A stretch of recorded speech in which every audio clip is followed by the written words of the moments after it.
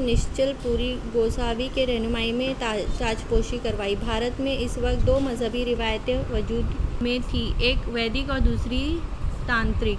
शिवाजी महाराज ने दोनों रिवायतों का एहतराम करते हुए दोनों तरीक़ों से अपनी ताजपोशी जनूबी भारत की मुहिम। ताजपोशी की तकरीबन 3 बरस के बाद अक्टूबर सन 1677 में शिवाजी महाराज ने जनूबी भारत की मुहिम की कमान संभाली। उन्होंने गोलकुंडा में कुतुब शाह से मुलाकात की और उनसे दोस्ताना मुआहदा किया।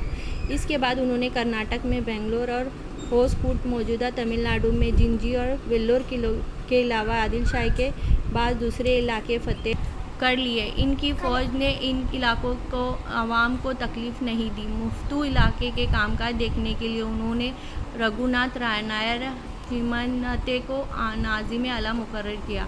शिवाजी महाराज के सौतेले भाई वेंकोजी मौजूदा तमिलनाडु में वाक़ तंजावर के हुक्मरान थे।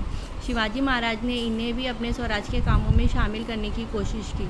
वेंकोजी राजे के तंजावर के राजा ने उल्म फ़नून की सरपरस्ती की। तंजावर के सरस्वती महल नामी कुतुब खाने दुनिया भर में मशहूर है।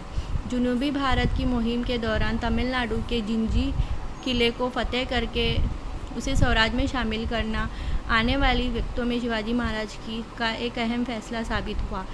स्वराज के ख़ात्मे के लिए शहंशाह औरंगज़ेब ने महाराष्ट्र में मुस्तकिल क़याम कर लिया। इसलिए इस वक्त छत्रपति राजा राम को तहफ़्फ़ुज़ के लिए महाराष्ट्र छोड़ना पड़ा। उन्होंने जनूबी भारत के जिंजी किले से ही स्वराज का काम अंजाम। जनूबी भारत की गैर मामूली फ़तेह के मुख्तसर अरसे 3 अप्रैल सन 1680 को रायगढ़ के किले में शिवाजी महाराज का इंतकाल हो गया। अपनी उम्र की 6ठी दहाई में इनके इंतकाल से स्वराज को बहुत नुकसान पहुंचा। इनके इंतकाल के साथ ही एक शानदार अहद का ख़ात्मा हुआ। शिवाजी महाराज की समाधि रायगढ़ किले में।